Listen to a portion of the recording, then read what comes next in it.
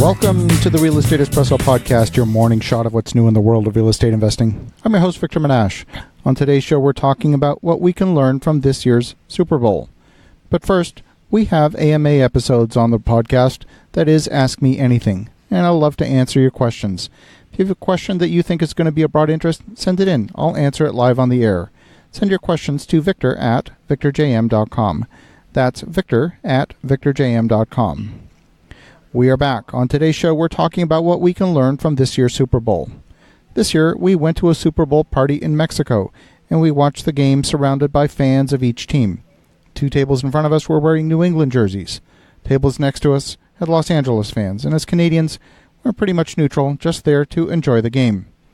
For many people, it was a boring game. Well into the third quarter, the game was tied at one field goal each. No team had managed an offensive run of more than 5 possessions of the ball. It was a game dominated by defense. Games that involve lots of scoring, passing, and receptions that defy physics make for an exciting game.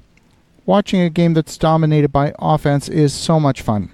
As real estate investors, those are the days of acquiring new properties and of growing the portfolio. They're exciting times. Everything's appreciating in value. The game of offense in real estate is so much fun as well. Tom Brady was in his 9th Super Bowl, by no means a rookie to the championship game. Anyone who watched the game would acknowledge that Tom Brady didn't play his best game. He had some weak passes. To me, he looked slow and tired in the first quarter. Offensively, the New England Patriots didn't look like the tight, disciplined, dominant machine we're accustomed to seeing. But he won his 6th Super Bowl on Sunday night, tying the record for the most number of championships in Super Bowl history. Playing defense is boring, but playing defense won the Super Bowl. There's no doubt that we're in a phase of the market cycle that shows a lot of signs of weakness. Now is not the time to play offense. It's a time to play defense. Prices are high. That means we'll likely see lower prices in our future. The days of playing offense, they'll come back. But you need to survive this next down cycle and be positioned to take advantage of the next wave of market growth when it returns. As real estate investors, the time to buy is when the market's falling, when investor sentiment is negative.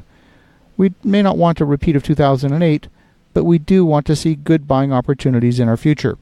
At one point in the game, New England seemed to have the momentum for a touchdown. Instead, they got stopped.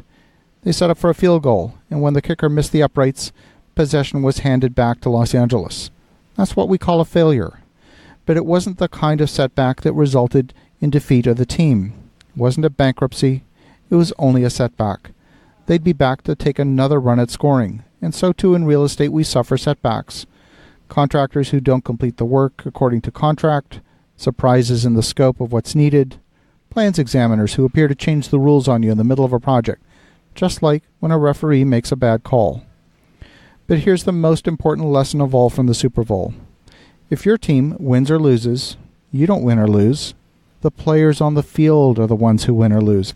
If you're in the stands, you're just a spectator. The game's played on the field, not in the stands. So make sure, number 1, that you're on the field. Number 2, make sure you know when to play offense and when to play defense. And number 3, note that the decisions on what to play occurred in consultation with the coaches.